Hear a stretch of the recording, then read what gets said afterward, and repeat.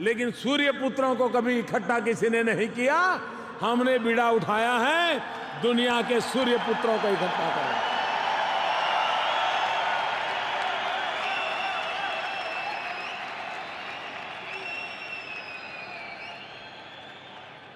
ये देश मिलकर के सोलर एनर्जी में रिसर्च करे, रिन्यूएबल एनर्जी में रिसर्च करे, सूर्य शक्ति का जीवन में कैसे सर्वाधिक उपयोग हो, प्रकृति की रक्षा हो। तो एक तो हम एक वैश्विक इस व्यवस्था का नेतृत्व भारत करने जा रहा है, और मैं देख रहा हूं, मैं पिछले कुछ दिनों से विश्व के नेताओं से बात कर रहा हूं, सब दूर से मुझे सकारात्मक समर्थन मिल रहा है।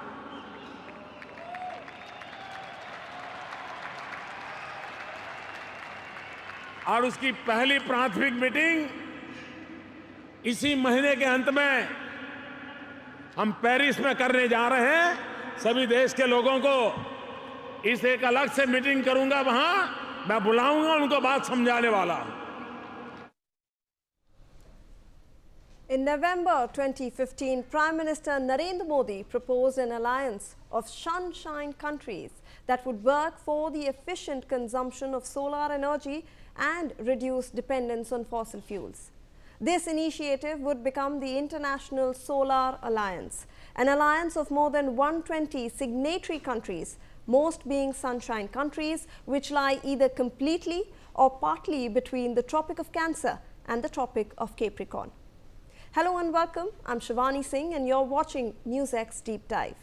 Today, we are unpacking a major global climate initiative that's reshaping how countries harness the most abundant source of renewable energy, the sun, in the wake of President Donald Trump-led United States exiting the initiative. The International Solar Alliance, or the ISA, is a treaty-based intergovernmental organization launched to boost the deployment of solar energy technologies worldwide, particularly in sun-rich countries. Officially launched by Prime Minister Narendra Modi at the India-Africa Summit and the meeting of member countries ahead of the 2015 United Nations Climate Change Conference in Paris in November 2015. The framework agreement opened for signatures in Marrakesh, Morocco in November 2016, and 102 countries joined. The alliance serves as a platform for cooperation on policy, financing, technology, adoption and capacity building, also research, with the goal to drive large-scale use of solar power and accelerate global energy transition. The ISA also aims to mobilize $1 trillion in investments by 2030 and promote the installation of 1,000 gigawatt of solar capacity, along with providing clean energy access to 1 billion people and cutting around 1 billion tons of CO2 emissions annually. Today, ISA is headquarters in India and works across multiple programs to make solar energy affordable, accessible and widely deployed. The ISA was spearheaded by India alongside France, who envisioned a collective effort of solar resource-rich nations working together for affordable solar solutions. ISA's membership has grown rapidly. Originally, it was focused on tropical nations. It expanded in 2020 to allow all United Nations member states to join. On its first day, 16 countries signed the agreement. And as of today, there are more than 120 members in the alliance. While 107 nations hold its membership, these nations include Argentina, Australia, Brazil, Denmark, France, Greece, Italy, Japan, Spain, the United Kingdom and the UAE. The United States has now withdrawn from the alliance. This brings us to the question of the United States, led by US President Donald Trump. The US has announced a sweeping shift away from the multinational cooperation to fight climate change. The United States participated in ISA's early implementation phase alongside India and France. The move becomes very significant due to the United States' position as one of the world's largest solar markets. US ranks second only after China and above India when it comes to solar energy generation and consumption. The United States had about 239 gigawatt of installed solar capacity, including utility scale and distribution installations. The US also ranked second with regards to solar investments and deployment impact. Renewable energy investments hit $807 billion in 2024, with solar PV alone accounting for $554 billion, while the United States' financial contributions to the ISA were modest compared to major donors like India. US funding focused on specific programs to accelerate solar deployment in developing countries. Between 2022 and 2025, the US provided approximately $2.1 million in support. Now let's put this into global context. China emerges as the clear global leader in solar, adding huge capacity every year and becoming the first country with more than 1 TW of installed solar power. Its massive manufacturing base also dominates global supply chain. The United States follows China in total installed capacity, driven by rapid utility and rooftop growth.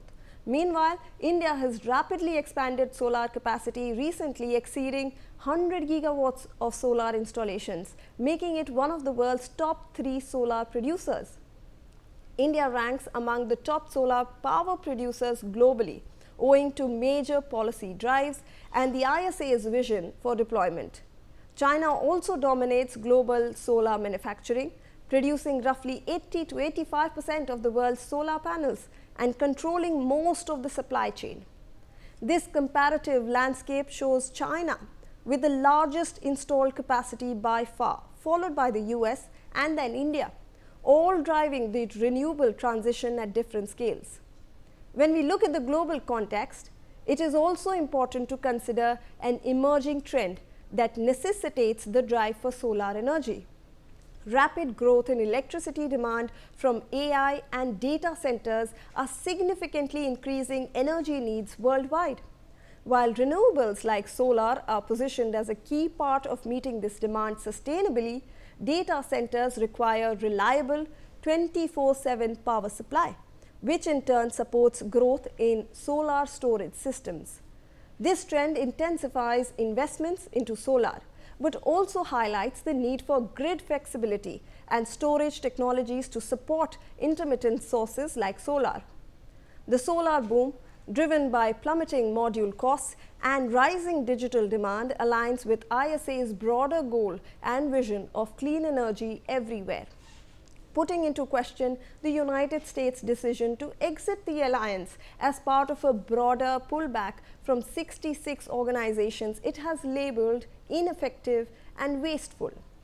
The International Solar Alliance represents a pioneering global effort to accelerate solar energy adoption, with India at its heart and a broad coalition of nations committed to a cleaner future.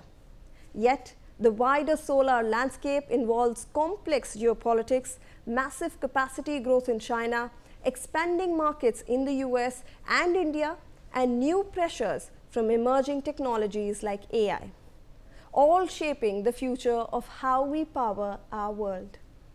Let's take this discussion forward with Subramaniam Pulipaka, CEO, National Solar Energy Federation of India.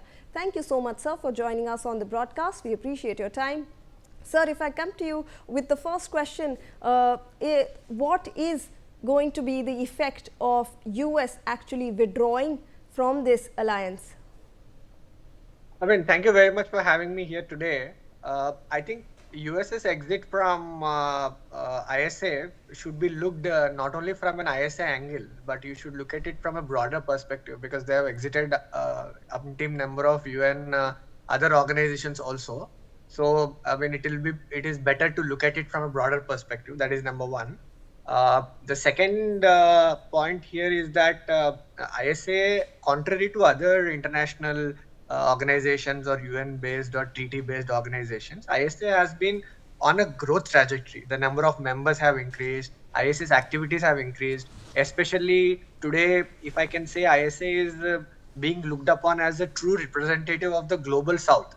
So when that is something that ISA has cemented its position about, I personally don't think that impact would be significant.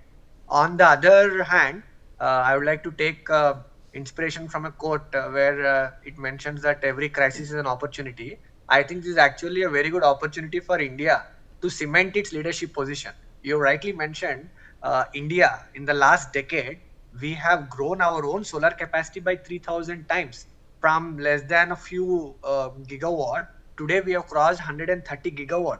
We are the third largest country in the world when it comes to installed capacity. We are second largest in installed module capacity. We have hit a century there also. And we have an ambitious target of 500 gigawatt. What we have installed as a country since in the first 60 years of our independence as a total capacity, we are going to install in the next 5 years in renewables. So India's position as global renewable energy leader today is very, very emerging. And with this, I think it will cement, and India actually has a very good opportunity to lead the global south in energy transition. And I personally think this is a very good opportunity for us. Absolutely. So you're mentioning the global south. ISA is headquartered in India. Do you think US exiting from such a multilateral global nation alliance affects that relation as well? Because global south is, like you have mentioned, emerging as a leader in solar generation. India itself, also US used to fund a lot of these programs in places like Africa. So how will that transition be now that US has gone? Where will the funds come in from? And lastly, US has also suggested that unilaterally they can engage with states. So they will engage with India maybe unilaterally. They do not want to be part of this multilateral organization, sir. One thing we have to clearly understand, President Trump's administration, even in his first term from 2016 to 20 and now in his second term, he has always been slightly critical about renewable energy as a whole. And when it comes to the aid that used to come from US to different projects across the continent in Africa or in the global south, that has been significantly stripped down, and of course now US aid doesn't exist. So I think we should take slightly more nuanced approach to look at US's exit, because they have also exited many other international or treaty-based organizations, which are also not headquartered in Europe.